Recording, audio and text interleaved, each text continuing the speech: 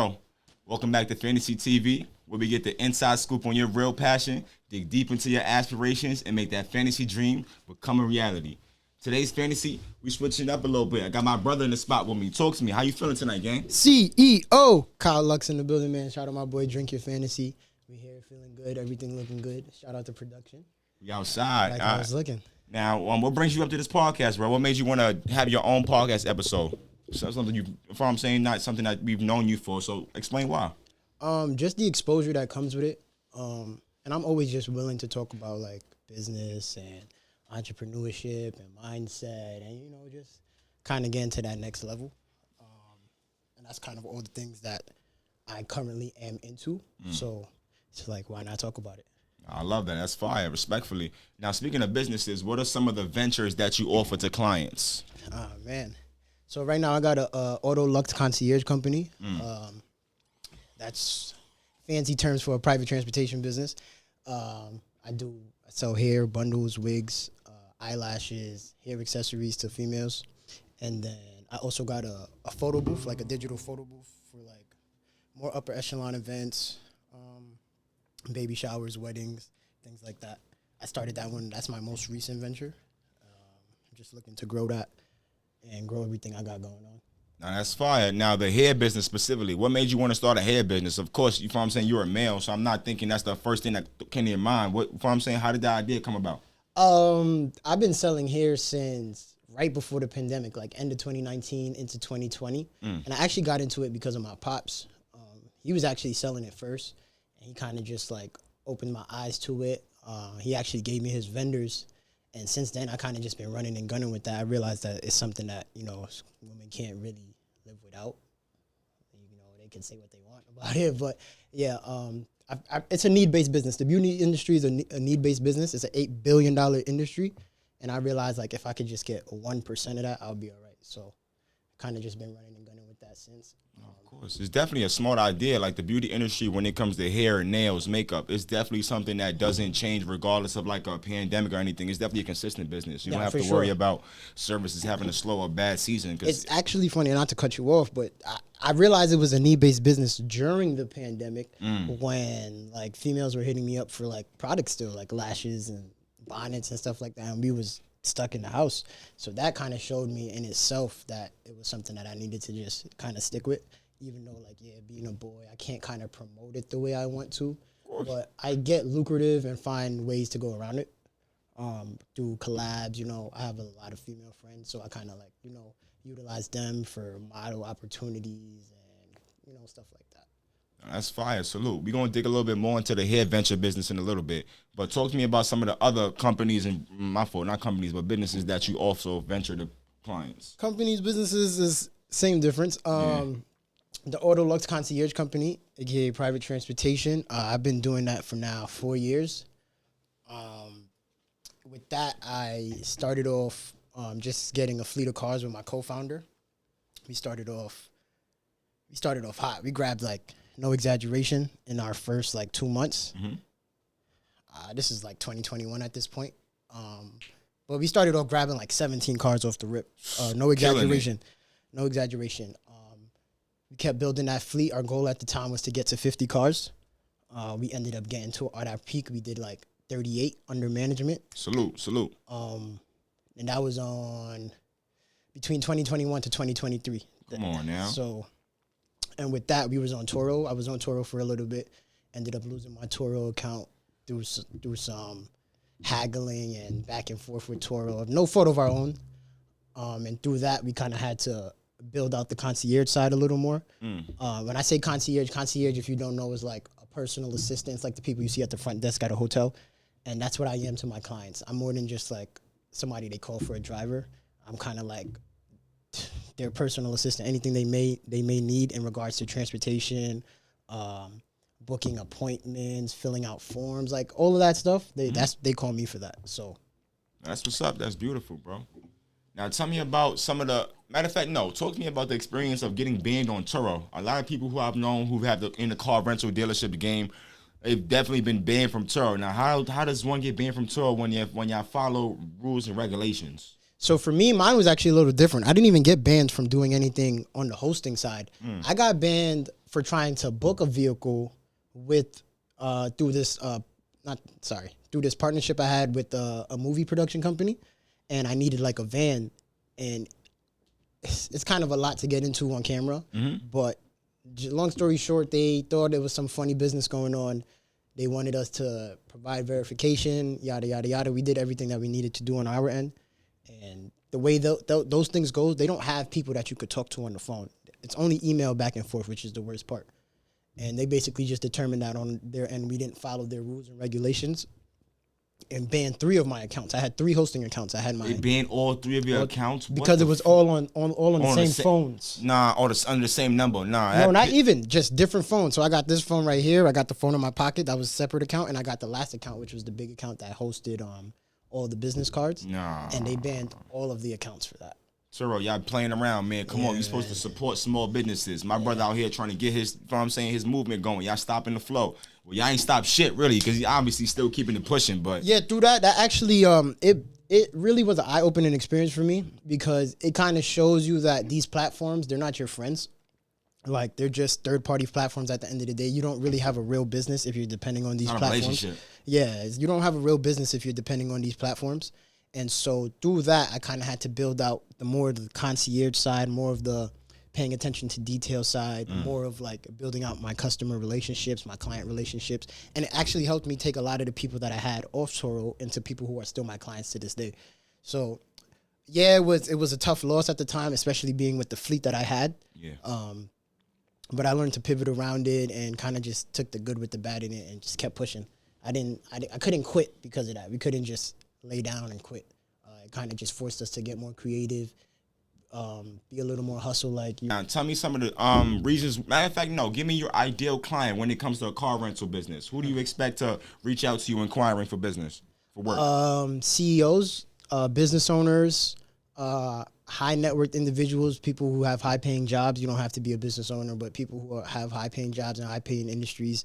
And then you got your regular everyday person who might have a birthday event, who wants to, do something of that, get that feeling of the luxury vibe and kind of feel important for the night. Not that everybody's not important, but private transportation is something that you expect that, like, if you're booking it, you have the money to book it, and that's not a service that, your everyday person could afford. Yeah. So it's really more of like, my price is my price. My price is high because I'm looking for individuals that are willing to pay it with no questions asked. Yeah, that's my ideal client. CEOs, business owners, high net worth individuals. Besides from that, what is artists, entertainers, etc. And then, so like, what is your experience when you're picking back up your car? Give a time or an example when you picked up a car and it's not in great condition. Bro, we could be here all night if we talk. Nah, talk to me. Let's hear. We want to hear the experiences, bro. We could be here all night if you want to talk about the losses I done took through this car business. That's the good thing about Turo that people don't talk about. Like, yeah, they take their percentage of profits, etc., but they protect your vehicle. They have certain insurances that you can't get off of Turo. Mm-hmm. And actually, at the time, during this time period, I'm talking about 2022, 2023, I was one of the few people in the state that actually had this specific renter's insurance. At the time, it was called Lula. They're not around anymore because, of course, New York, nothing good lasts forever.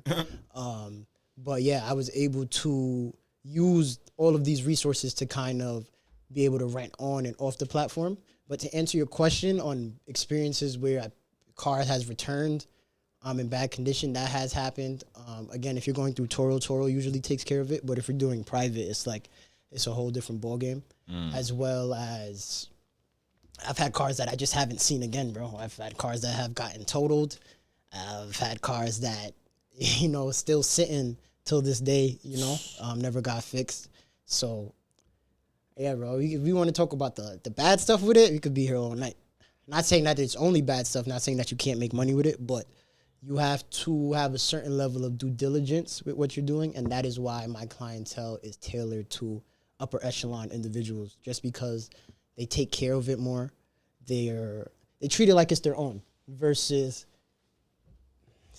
I'm not trying to put labels on anybody, but versus like an artist who might book you and they leave it smelling like weed. They got chips in the back, condoms. I've seen a lot of stuff. Prime example, bro. I seen another car rental dealership company, bro. He picked up a Rose, like the Rose that Yellum play with. Yeah, How you? I ain't gonna lie. I'm charging you a fee for that for touching that. I'm not even gonna phone on some sanitary shit.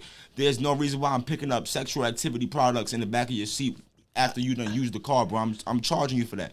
I'm not even gonna hold you, but explain to me what would you have done in that situation? Bro, everything's a fee. It's like Yo, I hate like you. you just said, everything's a fee. So I don't tell people what they can and can't do with the vehicles.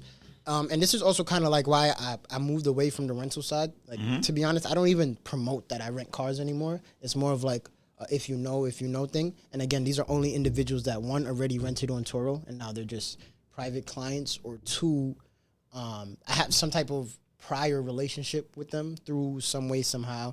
And I just get the vibe that they're responsible. Because at the end of the day, anything can happen with a car, no matter the most safest person in the world. We live in New York City. People can't drive, cars parked, anything can happen. So the rental game gets a little tricky, especially if you don't have the proper infrastructure set up. So I'm more just on the concierge side these days, more private transportation and more like personal assistant than renting, to be honest. Because of all of those things that we just mentioned, because of all the things that these individuals may do with the cars, it's easier just to say like, nah, you can't rent it, but I could drive you around, or video shoots, photo shoots, yada yada, et cetera, et cetera. No, definitely, I love that. Now let's piggyback for a little minute. I know we done spoke about 2 businesses already so far. I want to backtrack into adolescent life, high school, college. What made you want to become a business owner? Yeah, so it started with that when I was younger. As I moved through high school, I played soccer since I was 3 years old. So I've always kind of had a passion for like fitness and sports and stuff like that. And I really played soccer, not like just for fun. Like I've traveled to different countries and different states for tournaments and stuff like that. So I kind of developed a passion for like fitness. And so through that, I started to take a liking to like physical therapy. I wanted to take that track in life. And then as I kind of started moving towards that, it's not that I don't still want to do that. I just realized that business kind of offers you a certain freedom that those professions can't. And not saying that you can't become a physical therapist, a doctor, engineer, yada, yada, and start your own business. But the time that it takes, it's like, I look at it, it's like as it's always there. You get me? It's always there. You could always go to school, like the physical therapy schools and stuff. They're not going anywhere. Yeah, it's not. But business, it's kind of like you don't know what you know until you're doing it. You don't know what you know until you're in the game. Oh, fact. And so I just, at some point, I kind of just slowly started to transition into markets like crypto and stocks since probably like 10, 11th grade. So you've always had like a self-based entrepreneurship mindset since adolescent. Yeah, I don't like to only call it entrepreneurship because with investing, like the average any-day person could invest. You don't need to be a business owner. You could be a worker, you know what I'm saying, 9 to 5 man, whatever. You could have no job and no income and be an investor, you know? Right. So it's like, I always try to push people just to have that mindset of ownership and doing for self, because having a job is cool, but as we've seen over these past 5 years, like there's no such thing as security within your job at all, unless of course, like, again, you're a specialist in something, you like physical therapist, yada yada yada, and you have like seniority, people actually they value your position, but if you're not that, there's no security. And so through that, it's like knowing that there's no security in owning businesses and investing and all that, everything has risk in life, and I just prefer that. Being at this age, being young, I'm blessed to still be able to live at home. Like, I'm able to take these risks and make these maneuvers that kind of will set me up for my future. And so I'm not saying that. I still actually do want to be a physical therapist. That's the craziest part about it. But I look at it as it's not going anywhere. Like, I could get 35, 40 years old and still always go to physical therapy school and still do that. So with business, it's like, it could take 10 years before you get a thriving business. It could take 15. It could take 20. It could take 5. It could take 2. So, and you don't know that unless you're in business. So I just decided that, like, I'm just going to do this.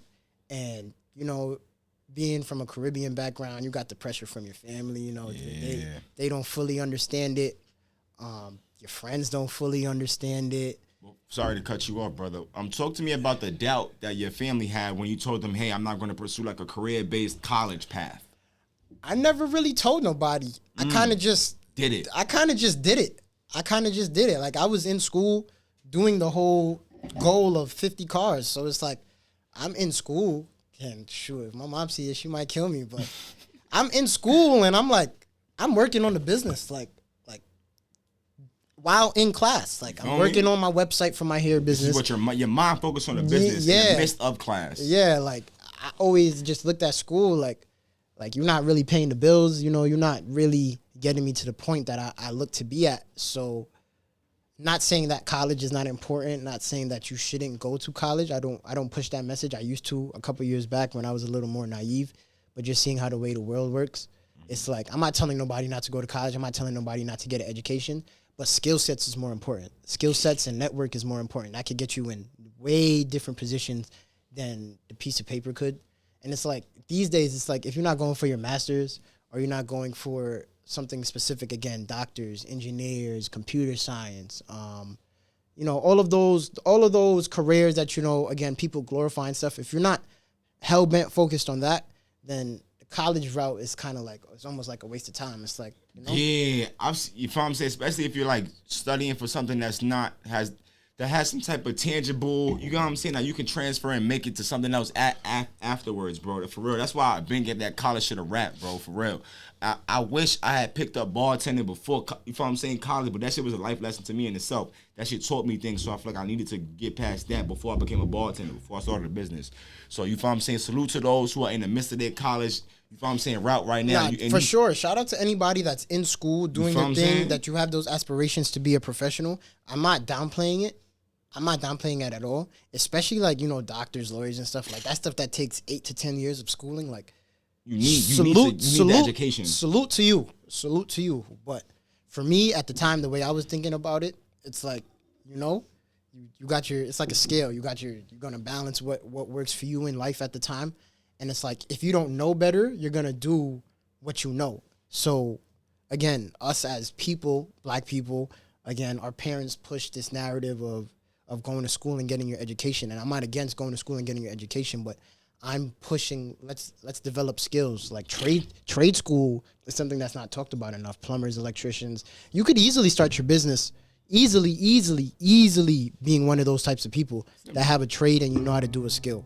Like, so it just all comes down to, at the end of the day, 1, what you know, 2, what's your goals in life, and 3, like, just the vision you have for yourself and how you want to live and what you want to do. Me personally, I like to wake up every day and not have to answer to a soul. Like, I don't like to wake up and feel like I have to do something that's for somebody else. I'd rather wake up and feel like I have to do something that's for myself. And for those out there who don't know, this is what he just said is 10 times harder than working for another man. Just so you know that this is not an easier route. Being your own boss doesn't mean you get like, it's not like a pat on the back, like, oh, this is an easier. No, we got to work 10 times harder. After this podcast episode, I got to go to work, send emails out, check on my client. Like, this is a 24/7 hustle that me and me, you know what I'm saying? We both come from the same cloth, so we understand. From a bartender to a car rental dealership to hairstyle, like, bro, he has many different ventures in his pocket. You know what I'm saying? So this is not just a quick get rich scheme. It's not. It involves a lot of bumps, ups and downs. You know what I'm saying? A lot of hard nights, a lot of nights of you just working, putting in work, and might not having the result that you expect, but still keeping forward. And I had that mindset like a couple years back again, like during probably like 2019, 2020, 2021, where like money was kind of easy. You know, it was kind of easy to make money because everybody had money. The economy was floating with all this money that they're giving out. I had this mindset of like, you know, it's easy to be an entrepreneur. Like I used to sit at the table and kind of sound like, good. I used to, like it sounds real good. I used to clown individuals literally. And as I said, I'm talking from a place of just learning and getting older and going through my experiences. Like this is not the easier route at all because there's no guarantees in this either. Like same way there's no guarantee in your job. There's no guarantee in any of this. Like you don't know sometimes when your next client is coming. Depending on what you do, you don't know times when your next sale is coming. You got bills, you got debt that you might have taken on. You have promises that you made to again, yourself, maybe your family, maybe you got a kid, like, you know, like all those pressures adding up at once with no security of where it's coming from. That's a different ball game than anything else, in my opinion. So again, I don't sit here and knock anybody for choosing to work a job, choosing to take a more professional route. Mm-hmm. Just talking from myself and what I prefer and what I like to push to people who are 1, young, 2, have no kids, 3, living at home. Go for it. Like you have nothing to lose. Like you have zero. The chips are in your favor. Try it. 0 to lose. For sure. Definitely. Now, let's talk about personal development for a second. What stage would you call that you're in your life right now? What would you describe it as? I call it bittersweet. And Bittersweet. me and one of my bros, we always call this phase of our life that we're in like bittersweet, because it's like, again, I've been doing this for 4 years with the car business. Like the car thing, like I have the other stuff that we mentioned, but like the car thing is like, they say focus on one thing first. Like the car thing is kind of where I put most of my money, my time, my resources, my energy. That's kind of like what I promote the most. If you go on my Instagram, you'll always see me posting up some level of like luxury, yada yada yada. That's not because I'm trying to showboat or gloat. It's because that's my personal brand. Like I align myself with levels of luxury because that's what I do. That's what I'm trying to attract. And so the stage I'm at is bittersweet because I've went through so much losses within it. Like I went through so much losses within building up the business, bad partnerships, taking on debt, again, cars that I no longer have that are still like being paid for, like stuff like that. Like I'm still living through all of that. Like I didn't get over that hump yet. I'm still like In the midst of it. I'm still in the midst of it. As I speak right now, I'm still in the midst of all of it. So I'm out here talking like, yeah, I made it, and I'm up, some dog shit. It's like I'm still in the process of developing into the life I want to live and all of those things. And so that's why it's bittersweet, because through the losses, I realized like the losses come with the wins, and you can't get to the wins without the losses. And if you're coming from a place of like not having, something passed down to you, any businesses passed down to you, or like the knowledge of how to run a business passed down to you, then you're like in this place of like, you might think it's easy, but then when things go left and go right, when things go left more than right, when things go left and, you're kind of like, your graph is kind of like here for a couple months, it's like. You're right back to regular. Yeah, like, it's like, damn, So that's why I call it bittersweet, because I still have clients that I'm able to service. I still have people that call me for different levels of services within this auto transportation business, yada, yada, yada. So it's like the losses makes it feel bitter, but the opportunities that I'm still able to get from 2, 3, 4 years ago now are still coming to me. Like I have clients that I'm still servicing from 4 years ago. Like they don't go to anywhere else. You have great service. That's what me. That shows. Yeah. So, but if I would have quit, if I would have let the losses get to me and kind of like just said like, nah, F this, like I'm good off of this, like it's not for me, let me, try to pivot, yada, yada, then I wouldn't have been getting these opportunities. So Whole fact. I really just call it bittersweet. Now, I love that. Salute. And definitely as we approach 2026, you know what I'm saying, you're probably going to have a different characteristic to call it. Probably not even bittersweet. Probably on the road to, you know what I'm saying? Yeah, just sweet. Even bigger and better. Just Word. sweet. Ain't no more bitter. Just sweet. Gangster. Now, speaking of 2026, talk to me. 2025, you learned a lot of lessons. What is the most pivotal lesson you've learned this year? I'm not going to lie, bro. It's more than 2025. Like, Now, let's keep... if I'm being honest, Yeah. no, but it stems into the same thing. Like, if I'm being honest, like, I've been through this phase of bittersweet for 2 years straight. Like, ever since we lost the Toro account, it's kind of been like I had to develop into a whole different person, like, different characteristics, different mindset, choosing who I choose to hang out with, choosing the people I choose to talk to, choosing, like, the environments I choose to be in. And yeah, I know you're asking about 2025, but the past years, because when I started in business, most people like are on the grind up. Through my co-founder, who used to be also my soccer coach, he's a little older, so he's more established in his life and things like that. I kind of started at a peak, and then my peak went down. So things happen. That's different than being here and grinding to the top. It's like damn, I thought this shit was easy. I thought it was sweet, but it's like nah, it's not really that sweet. So the biggest lesson that, to answer your question, the biggest lesson that I would say I learned in 2025 is kind of like you can't quit. Like, point blank, period. You can't quit. Like, things might get tough. Like, like you might not know where your next, deal or client or sale, whatever the case is, whatever your chosen business is. You might not know where it's coming from. You might feel like, like it's not worth it. But at the end of the day, it either gotta work or it gotta work. That's what I always tell myself. Like, it gotta work, or it gotta work. So if it's not working this way, it gotta work another way. If I can't get a client through corporate, then I could still hit the hip hop scene. I could still hit the the quote unquote street scene, the quote unquote people getting money through, in the streets and stuff like that. Like I can still hit that scene and do what I need to do because it has to work or it has to work. Yeah, I don't prefer that way, but it's an option. At least you're trying. It's an option. It's not even about trying. It's like you exploit all your options. You don't box yourself in. You don't ever make yourself feel like, nah, like, damn, like, I don't know what to do anymore. Like, let me just stop doing it. And that's kind of like what I had to learn through the bad partnerships. Like, people who you go into business with, like, everybody doesn't have the same mindset. And so, like, people will quit when it gets tough. The majority of people, they will quit when it gets tough. They will kind of just be like, nah, and kind of just slack off the responsibilities and, let things be what it is. But for me, I thought about it like 2025, it's like I came too far to quit. Like I've done put too much money into it. I've done put too much resources into it. I done put myself out there. I'm on these podcasts. I'm posting and this and that and the third. It's like, what do I look like waking up one day and somebody calls me for service and it's like, nah, I don't do that no more. It's like, you gotta stay true to your word. Yeah, it's like I would look at myself like, nah, like you're not who you say you are. And so I never wanted to break the promise to myself of not being a quitter.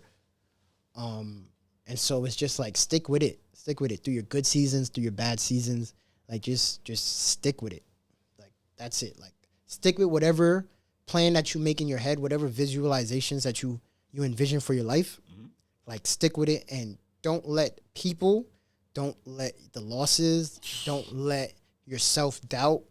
Like I was just having this conversation with somebody yesterday. Don't let your self-doubts and your fears like stop you from pushing through. Because at the end of the day, that's all just in your head.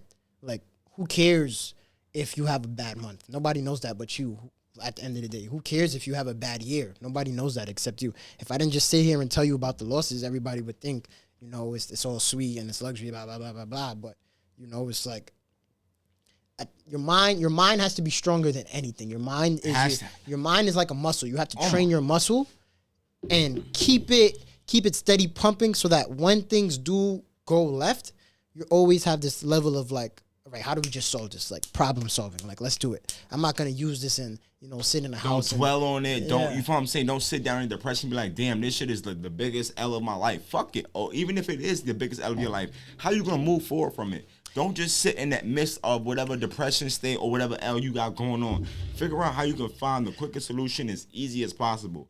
And I went through that. Not to cut you off. Like, I went through that phase. Like, honestly speaking, if I'm being honest, if I'm putting myself out there, I went through that phase of, like, I didn't even notice it at first, but, like, I was in a phase of depression where it's like, yo, F all of this. Like, it's all for nothing. It's like, why did I even do this? I could have just freaking stayed in school. Like, all of that. I had all these conversations with myself. I had all these conversations with myself not too long ago either. Like, not too long ago. Like, and it's like, you don't notice it, but I was like, I don't like to put labels on things, but like, I was in a phase of like this kind of like depressed state where it's like, I didn't want to do anything. Like, I didn't want to work the business. I didn't want to talk to nobody. I just wanted to engage in things that were not helpful to my mission. And I'm going to just leave that like that, leave it broad. Like, simple. I was just engaging in vices and, like, shit that does not go out towards where you're trying to go. Yeah, for sure. And it's so good. Sometimes we all hit those bumps in our lives, bro. Now, I just want to, you know what I'm saying, piggyback off of that because a lot of business owners, we go through doubt. It's okay. We have slow seasons. We have moments when, you know what I'm saying, our sales aren't the highest. It's okay. Now, my question to you is, what's something that can always bring you back to your center moment that can make you focus and say, you know what? Fuck the bad sales this month. I'm a get up. I'm going to keep pushing. I'm going to try my best. When the sales do come in. When the sale or the service or the client or the person for hair or the girl for hair calls or the person that needs an 8-hour job or the person that needs a car for the weekend, it shows me like, okay, you broke through the door by letting people know what you do. But how do you nurture it? How do you grow it? How do you make this where it's like, it's not a hustle, but it's really like you're able to live off of it? And that's a total different game than just hustling because a lot of people start businesses, but they still work a job. And, they kind of, they just use the hustle as like, a little extra money. And there's nothing wrong with that. There's nothing wrong with that. In this current time and day and age, you need to do anything you need to do to make extra income. Everything's more expensive. Everything costs more, especially living in a major city, New York, Miami, LA, Vegas, could go on. Like, everything costs more. So it's like, do what you need to do to make extra money. But at the end of the day, there's a difference between working a job and being the job. Like, being the person that's in charge of getting the clients, being the person that's in charge of contacting the clients, being the person that's in charge of servicing the clients, being the person that's in charge of following up with clients, being the person that's in charge of figuring out how do I get new clients. Like, it's different when you're in a system already, again, like in a job environment, or like even through school, like things are kind of like in place already and you're kind of using those things. With this, it's like, it's constant innovation. Independent move. Yeah, it's constant. Yeah, constant innovation, and like that's why having a team is important. Everybody likes to promote this, like, one man army shit. Yeah, self-made kind of thing, and it's like when you're really trying to, like, all right, that's cool for your first like year and a half. That's cool for your first 10K a month. Like, all right, when you're trying to build past 10K a month, you need a team. You need a team. You need a marketing assistant, someone to send out emails. If you, how can I explain this? If you know what your signature specialty is, why don't you outsource people to do the rest of that? If you're great at content, why don't you hire people for finances, for payroll, for HR, for, you know what I'm saying, things that you're not the GOAT at. Obviously, it takes too long for you to be, you know what I'm saying? Yeah. For you to learn about finances, payroll, HR in a matter of weeks, where you can just hire someone to do that. And now you have a strong team. All of these companies, Meta, Netflix, you think they all fucking, you know what I'm saying? You think that one person who owns the company, the CEO, is the fucking brain behind everything? No. He hires similar smart people to do and function out the responsibilities that he needs. And that's like that's the almost, I was just telling you about this before we started. That's almost the best thing about what I do. Like, forget the money, forget the cars, forget the luxury. Like, the people that I'm able to meet through this, like the people that I'm able to come in contact with, shake hands with, have in my contact, like in my phone right now, like that I could call for some shit, that it's I can't even put into words. That worth is it's not a amount of money I could give you for that. It's not. It's not. I'm in contact with, like, I can't even speak on certain types of people that I'm in contact with, but I'm in contact with literally people that not on no up some, like, what we call in the hood, like up some dog shit. Like, I know 100K, not no 250. I'm talking about like 2.5 mil, 3 mil, big, 4 big mil, shit. 5 mil, 10 mil, 15 million. Like, these are people that I have in my phone that I could call up right now and like have a conversation with, like get advice from, like get a level of like, yo, like you're on the right path from. And you can't get that from people who are living a quote unquote regular life. I don't want anybody to sit here and think that like I'm knocking the way that everybody knows. Again, going to school, getting a job, work it, you do what you got to do, you get promoted, you might get to a point where you're making like 100 a year, 150, 200. But it's like, when you're around people that's constantly like that 200 is something they might spend in a month, the mindset gets different. Like, I swear to, like, I can't put it into words. The mindset gets different. My clients talk about things in a way that's like, it's like you hear on one end, everybody's struggling through all of this recession and inflation. And then I hear on the other end, people figuring out like, yo, how am I going to write off 500K? How am I going to write off 750K? How am I writing off $1 million? And, it's like, through that, it keeps my mind in a different like frequency. Like, I can't think regular. I can't go back to thinking in a way of like the average human being. I can only think in the 1%. I can only think in the 1%. And it's like, I lose connections to people because of it, because I can't talk to anybody that's like in that mindset. I can't hang around anybody too long that's in that mindset. I can't date anybody that's in that mindset. I can't entertain certain things that's like the 99%. I could only focus on the 1%. I could only focus on the one. It's like at that point you purposefully bullshitting. Purposefully. If you know what I'm saying, you're looking for something to distract yourself, and you know that's not the woman that you meet, the people that you hang around are not on the same timing as you. Let me show you. Yep. Share. Yeah, let's post that one. That one had a couple traction. You. Yeah. All right. Yeah, bro, and I've like, dude, just staying on that point right there, like the 1%. I'm not gonna say I've necessarily lost friendships, but like I grew apart from people that I grew up with that are like still my dogs, like still like ride or die, like, you know, any situation happens, I know I could call these individuals, but always at the end of the day, I can't indulge myself into what you got going on, because what you got going on is not what I got going on at all. Two different flows right now. And it's not a knock to you, it's not a knock to the individual, but it's almost like, you know, I'm trying to reach a certain level, and you really learn through this. Again, through all this is all through things that I've learned, trials and tribulations. You really learn when they say like the sum of what your life comes out to be is like the people you hang around.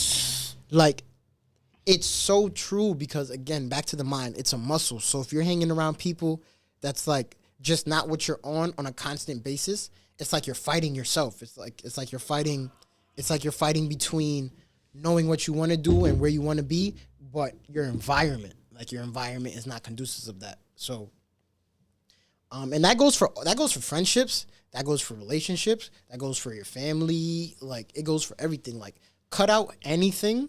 And I'm not saying abandon people. I'm not saying like, you know, be an asshole about it. But, you know, there's just a certain level of distance you have to create between the life you want and your environment. And so that's why, again, all successful people always talk about like a lot of people tell you, leave your hometown. New York City is a little different because it's like everything goes on here. Like all the motion is here. Yeah. So it's like, I wouldn't say leave New York, but change your circle. Because the circle in New York, one of the richest cities in the whole entire world. You can not in the country. Circle like that. You really could though. Not in the country. Not in the, like, you know, we're one of the richest cities in the world. So there's people here that you could be around that will inspire you, that will push you, that will allot you this level of, again, it goes back to mindset. Like, I feel like mindset is like the main thing about tonight. Like, it goes back to like, there's people around in your city, in the city that you live in. If you live in New York City, if you live in Miami, any major city where like there's money that's inflowing, like there's people that are present that you could get around and really like have a switch. Like, yo, like this is not the life I want to live. This is the life I want to live. And again, This doesn't have to be through business. You could work a job and find ways through your job and through the connections you make at your job to again elevate, and whatever that looks like for you. Like, everybody's not fit to be the CEO. Everybody's not fit to be the entrepreneur. Everybody's not fit to like start from scratch. But you know what you can do? You could take your 100K salary and invest 25K into a business.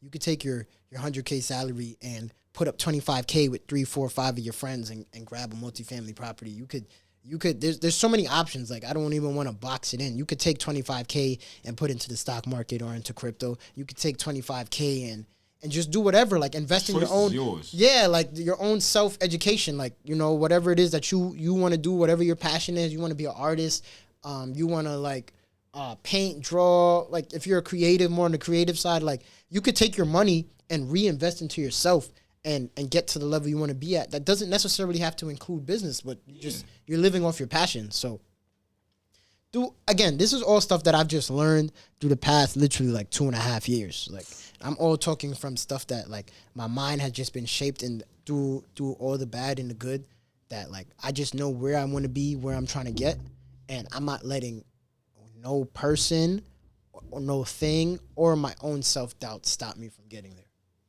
Point blank, period.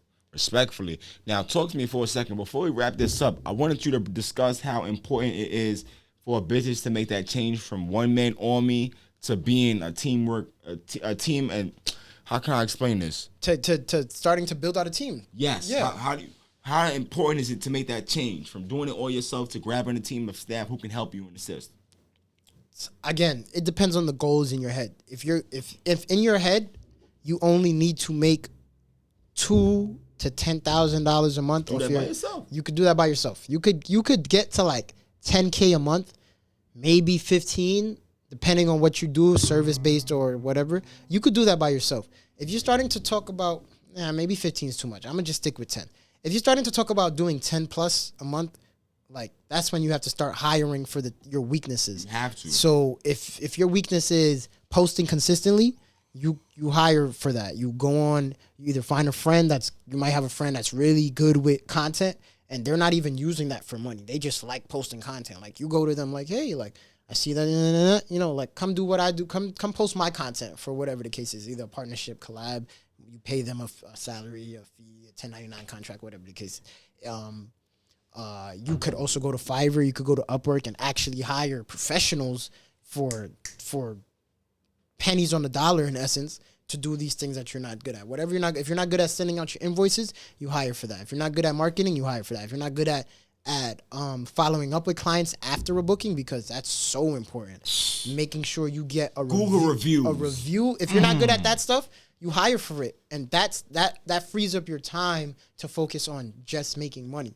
So the importance of not only having a team, but having the right team, having the right people in place, having the people that kind of like take up for your weaknesses, having people that kind of like they show a level of urgency to what you got going on. Those are the people you need, because people might like, bro, I get people all the time like, yo, you need any help? You need a driver? It's like, it don't work like that. Like, it don't work like that. Like, I need to know that you're as dedicated to what I got going on. Like, and your credibility got to match what you're saying. And I'm not saying don't be my slave. I'm just saying that your drive and your mindset behind how you're going to complete your job has to match what I got going on. Has to. Period. Because you can't be lower than me. At the end of the day, I'm talking about losses and stuff, but the transportation concierge, there's money in it for sure. Especially if you go the luxury route, there's money in it. Come on now. Like, there's money in it. There's companies paying 5, 10, 15, 20, 25, 30K a month without even blinking an eye for transportation and for these types of services that I'm talking about. And that doesn't only include driving, but it might include jets, yachts. It might include booking travel. It might include booking hotels. It might include having their car ready when they get there. Like, there's so much within that. When you're at a certain level, again, the 1%ers, they're more about convenience instead of dollar price. And so when you're focused on those level of clients, you have to think like you have to be on point. You have to be moving in a certain way. Think about how you can make their lives easier.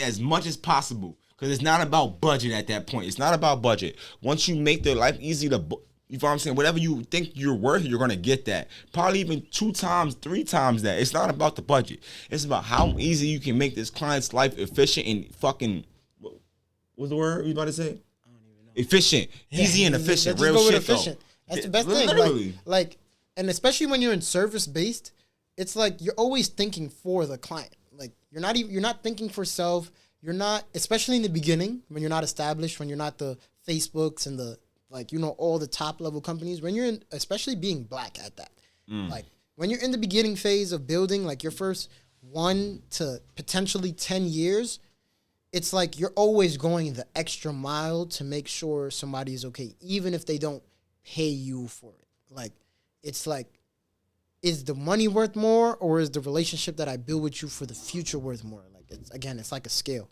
So it's like, if you're in survival mindset, you're always going to be focused on the money. Like, nah, I'm not like, doing something extra depending on whatever it is you do. I'm not doing something extra because you're not paying for that, versus like, let me give you a little more. Let me add a little more oomph to it. Let me give you an extra $250, $500 worth of service. So the next time you come back, you give me that without asking any questions. At all.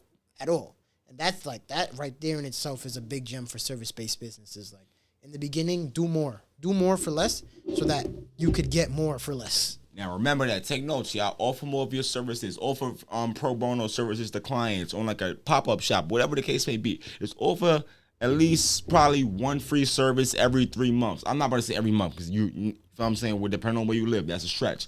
But offer your services to clients, and you'd be surprised how many people reach back out. For real. This is coming from a bartender and a car rental service. So you'd be surprised at how much opportunities you find from connecting and networking with your clients. Trust me.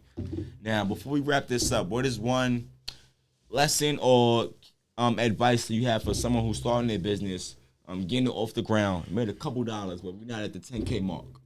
Well, that's two different things. If you're starting from scratch, definitely, one, get around people who are doing it. Get around like Heavy hitters. yeah, and it don't even got to be heavy. Like sometimes, like the person that's just starting, like you like find 5 other people that are just starting, and you get around those people because y'all all going through the same thing. Y'all all going through the phase of trying to get your first sale, trying to get your first client, setting up your structure, setting up all the paperwork, all of that, like yazzy jazzy stuff that's not glamorous. Like you're all going through the same thing. But then the next level is that what you said, get around people who are like at that next level. Get around people who are smarter than you. Get around people who do have more money than you. Get around people who have been in business for X amount of time, because you don't know what you don't know, and those people know what you don't know, if that makes sense. So you get around them, the faster you could get around those individuals, no matter what business is, because at the end of the day, business is business. It's always about the same thing. How we going to make money? How we going to turn a profit? Whether you're using debt to turn a profit, whether you're using cash, whatever the case is, it's all the same thing. So get around individuals who have been through the beginning phase. And I don't like to use these terms that everybody likes to use. Like, you're not like quote unquote writing, but like, you have to change your circle, point blank period. The people that you grew up Simple. with, the people that your best friend, they're not the people that's going to help you start and or scale your business. At all. The person that's been in business, the person that's able to spend $10K a month without batting an eye, the person that has that $5,000, $6,000, $7,000 apartment in the city or in Williamsburg, they know some shit. Like, they know some shit. Get around those individuals and stay away from people that are not on that mindset. And then in terms of just taking it a little bit further, if you are at the point where you're already doing 5, 10K a month, like 15 a month, and you're just looking to get to 20, 25, 30, like, again, just get around the people that are already doing it. Like, get around the people that, like their fears and their doubts are not holding them back. Like, it's around. It's definitely there for you, especially through social media. Put yourself out there. Like, don't be scared. Don't let your doubts, your fears, and your own, like, these things in your mind, like, stop you from being where you want to be. Because at the end of the day, when you look back at it, especially, again, if you're young, if you're in that, like, 17 to maybe, like, 26 range, again, if you have no kids, like, try. Yeah, like, you have nothing to lose. At all. It's like, the chips are in your favor. Yeah, especially as a man. Like, all right, women, it's a little different conversation. Like, they might be wanting to start a family, X, Y, and Z, but it's like, yo, as a man, like, why not? You have nothing holding you back. Some people don't get to this level that we're talking about until they're in their 40s, in their 50s. Like, for real. And I'm gonna say that, like, we're in a phase right now where everybody wants this overnight success, and this he posted him doing 15,000 in a month. Instant gratification. This instant gratification, but it's like, that person probably went through 5 years of pain and losses and lessons before getting to the point where they're at now. So don't use somebody's year 5, 6, 7, 8 compared to your year 1, 2, and 3. You got a lot of work to do. You have so much work to do. You have so much to learn, and the level of discipline it takes to get to where you want to be, and the delayed gratification and the mindset shift. It's like, it's unspeakable. Like, I can't put it into words. You just have to know that you want better out of life and be willing to sacrifice anything that doesn't give you that better out of life. Like, for real though, seriously, let them know. Now, before we wrap this up, any new songs you just dropped, anything else you want to, you know what I'm saying, let the people know before we wrap this up, gang. I'm a part-time artist. You just put that out the blue. I'm a part-time artist. I make music based on, again, all the stuff that we talk about just now. Like, my music is all based on that, like my own trials and tribulations and just all the lessons and stuff I learned. So I don't really ever plan on really dropping music, but it's like, if I do, it will all be catered around this. It's not none of the yada yada boom boom. It's not boom. Drill. Yeah, it's not anything that motivational get money music. That's what it is. Yeah, it's kind of like just based on my own experiences and just through building, trying to build businesses and my own my own life and mindset. It's like it's just all based on that. And if you're on that, you'll gravitate to it. If you're on just wanting to live a fun life and kind of just go through yada yada yada, then you might not like it. But anybody who's on that grind, woman or man, who's on that grind trying to like break through, you're gonna like it. I will say that with confidence, and that's because of feedback, and also because I just know that I'm talking about like real life shit. Come on now, respectfully. Thank you for being on my platform, bro. Be outside. Appreciate you, bro. Come on now. And now, social media platforms, where can we catch you at? I don't know if y'all can see right here, but my personal Instagram is CEO Kyle Lux. We got the car page, SNS_luxury_cars_. We got the hair page, Ultra Glamour. That's my hair brand, my beauty brand, Ultra Glamour_NYC. And last but not least, we got the media company, photo booth. That is Lux Moments Photo Booth, NYC. So that's Lux Moments Photo Booth. So that's